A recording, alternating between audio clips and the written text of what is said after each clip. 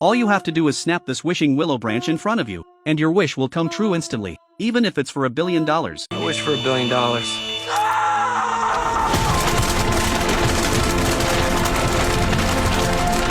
But if after the wish comes true, you develop thoughts that go against your original intention, you'll suffer a severe backlash. The price could be your life. So would you still snap that wishing willow like you did before? Just 1 month ago, he took out a wishing willow branch he'd bought and secretly wished that the girl he'd been crushing on would love him more than anyone else in the world. And just like that, she came right out of her house, got into his car, and went home with him. But this happiness came way too suddenly. Gradually, things spiraled out of control. His dream girl Daphne became more and more obsessed with Dustin. First, she stopped sleeping at night, just standing in the corner watching him. The moment she heard Dustin question whether she truly loved him, she completely lost it in the restaurant, screaming and going crazy in front of everyone. Then she stopped going to work altogether, standing in the same spot at home every day, waiting for Dustin to come back the second his shift ended. And eventually, things got downright terrifying. Dustin was just having a private chat with a female friend in his car, and Daphne smashed through the car window and bashed the other woman's head in. Even though that woman had been her own friend, she didn't hesitate for a second. At the beginning of the story,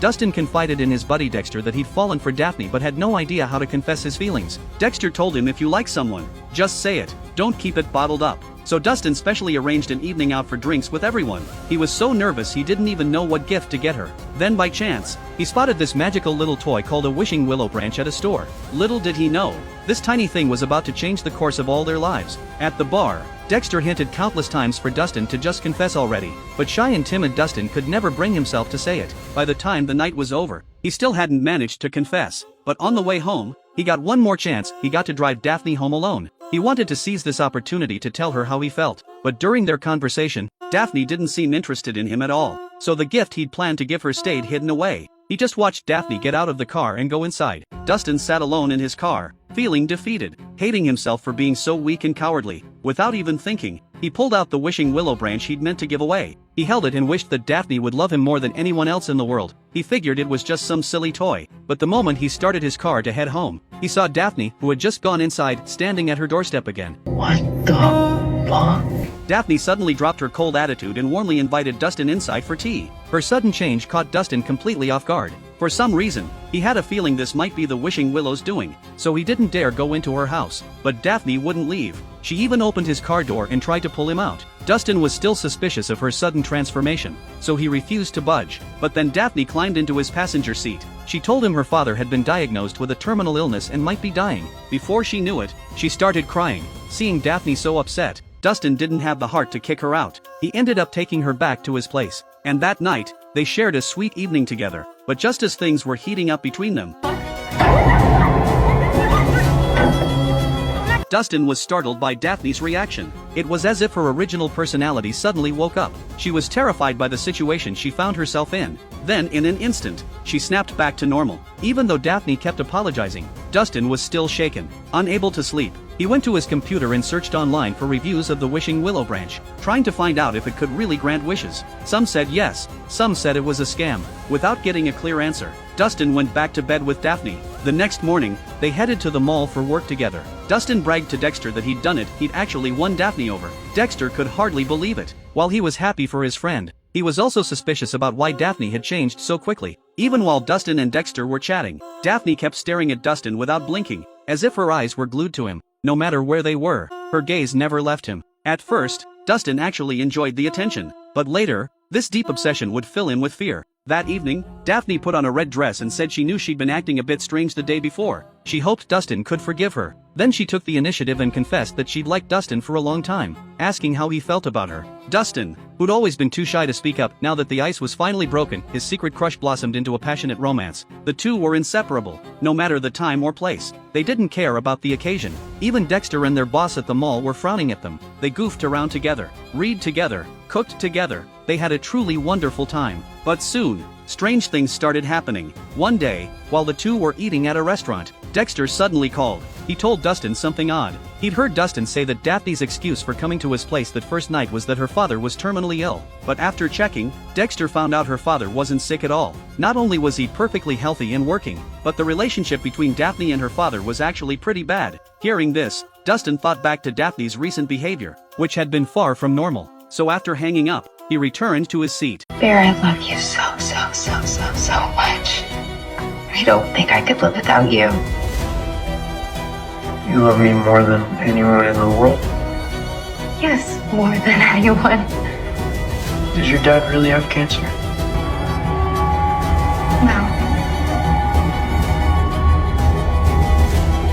No. No. What? No, don't do it! I thought we were having a nice day! What he saw there terrified him. He quickly pulled her back into her chair and told her they were having a lovely day. That finally calmed Daphne down. After an intense night together, Dustin woke up in the middle of the night to find the space beside him empty. Where had Daphne gone? He frantically looked around. At first he couldn't find her. Then he heard her voice and realized she'd been standing in a dark corner the whole time. What are you doing?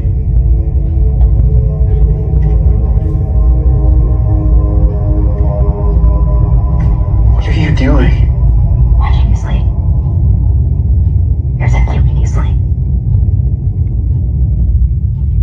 Wearing my sweater, huh? Smells like you.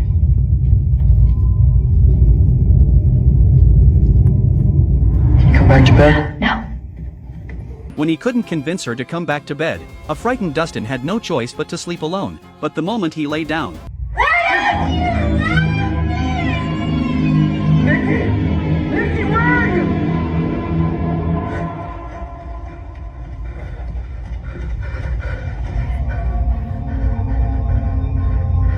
What?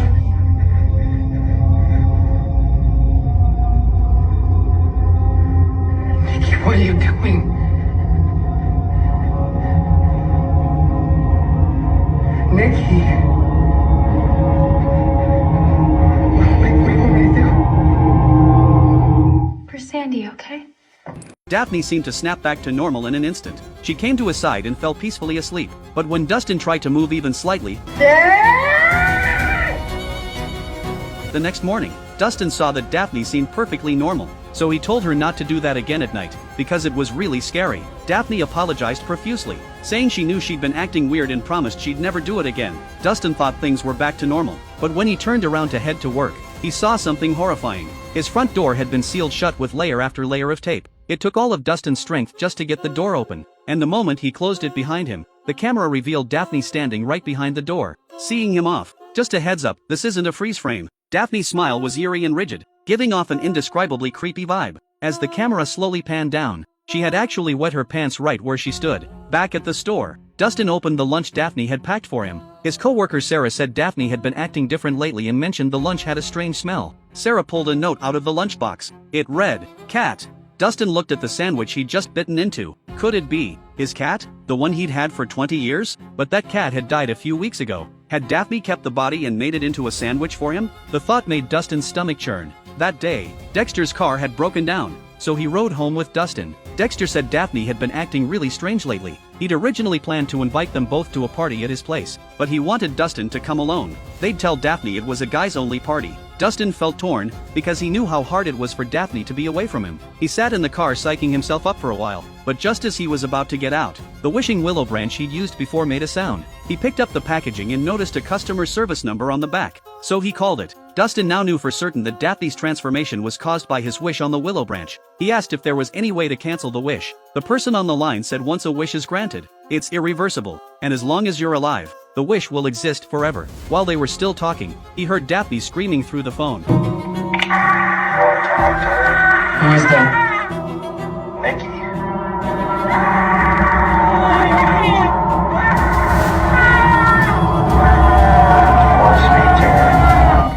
Terrified, Dustin rushed out of the car and headed home. But when he pushed open the door and turned on the lights, he saw a revolting scene. Daphne had been standing at the door all day without eating or drinking, completely oblivious to what she'd been throwing up. When she finally saw Dustin, a flicker of awareness returned, and she quickly apologized, saying she needed to go take a shower. While she was in the shower, Dustin mentioned Dexter's guys-only party invitation, saying he needed to go out alone.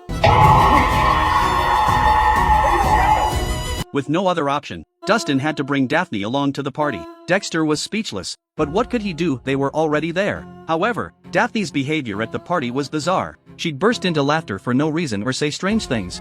Hansel is my soul. A love only the branch of a willow tree could conjure. Brother, you will be inside me tonight. When it was Dustin's turn to draw a dare card, he got "Kiss the person to your left." The moment she heard that, Daphne shot to her feet. With a furious expression, she walked behind Sarah, grabbed her chair with Sarah still in it, and moved her away. Now the only person to Dustin's left was Daphne herself. But right after the kiss, Daphne seemed to see something terrifying. She suddenly recoiled in shock, grabbed a glass, and started hurting herself with it. What on earth was going on? The party was ruined and there was no staying after that. So Dustin had to take Daphne and leave. Back home, Daphne kept apologizing, but she said she knew Sarah had feelings for Dustin, and she couldn't just sit there and do nothing. By this point, Dustin was on the verge of a breakdown. I'm your freaky Nikki. It's from each other, okay? But we have to. No, don't. Seeing Daphne sobbing uncontrollably, he softened again. Would it say that? I just want you to act like Nikki. Let me be Nikki. You're not being like this. Oh, me too. It's really good. Oh, please, you're scaring me. Scared, baby. Don't be scared. I would never hurt you. I'm sorry. You're scaring me. He simply suggested that Daphne sleep alone tonight, but Daphne went berserk in the bedroom. Then she came out and told Dustin that if she slept alone tonight, her body would start out warm, then turn cold, then freeze like an icicle. After that, she'd be buried in handfuls of sand, and in the end, there'd be nothing left. What could Dustin do after hearing that? He had no choice but to go back to bed with her. As he lay there unable to sleep, his phone suddenly buzzed with a text. It was from Sarah. She said she was right outside his door and wanted Dustin to come out alone. She had something to say. Dustin softly called Daphne's name. Seeing that she was fast asleep, he quietly got up and left. But just as he reached the door, he suddenly heard Daphne's voice. She's sleeping. It's me. You are you, Nikki. Please don't wake her up. Just kill me. It turned out the real Daphne was speaking to him now. She said the consciousness controlling her had fallen asleep, and the person talking to him was her true self. And the very first thing she said was, she wanted Dustin to kill her. All those sudden outbursts and bizarre behaviors, they were just moments when Daphne's real consciousness briefly broke through. He walked outside and got into Sarah's car. Sarah told Dustin that Daphne had been in terrible shape lately. Not only was her father not sick, but their relationship was actually awful. She also revealed a secret: Daphne and Dexter had been in an on and off relationship for 2 years. So Dexter had always suspected that Daphne was only with Dustin to get back at him. Sarah added that Daphne had seemed really unhappy lately, and if that party game had continued tonight, the person Dustin would have kissed might have been her.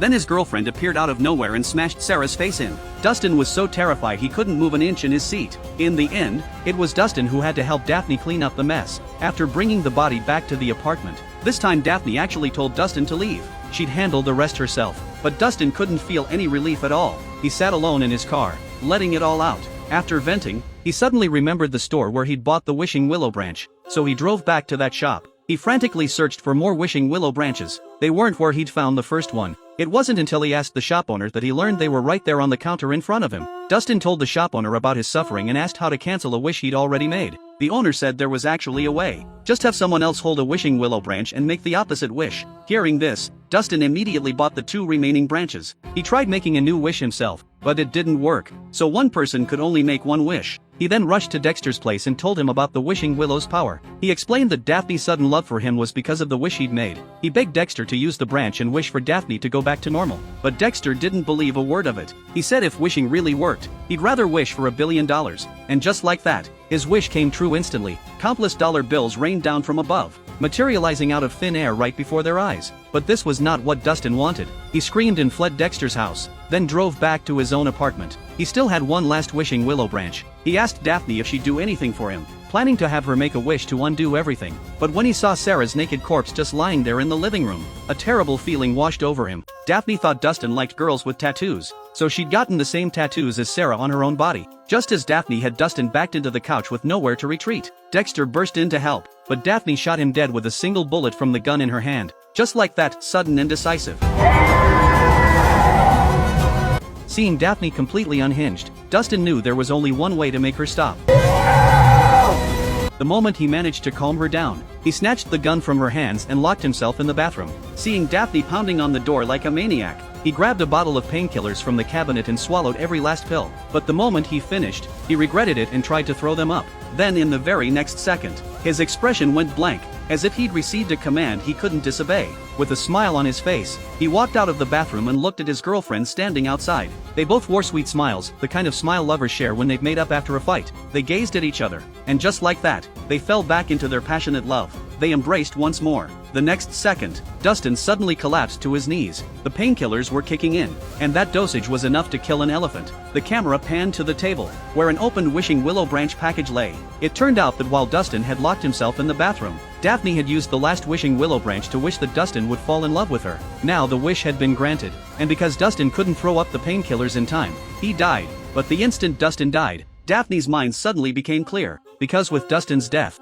his original wish became void. So now, Daphne was truly back to normal. But even though her mind was restored, how could she possibly accept everything that had happened, everything in front of her and everything in the past? And she'd killed multiple people. There was no way this could just go away. Unable to cope with reality, all Daphne could do was cry out loud. She had no idea what to do next. And that's basically where the movie ends. Love that's forced was never happiness, it was a chain of madness. Wishes that twist emotions, obsessive possessiveness, they all led to one tragedy after another. Greed planted the seeds of disaster. No one can cheat their way into real, lasting love. I'm Jack, thanks for watching, and I'll see you next time.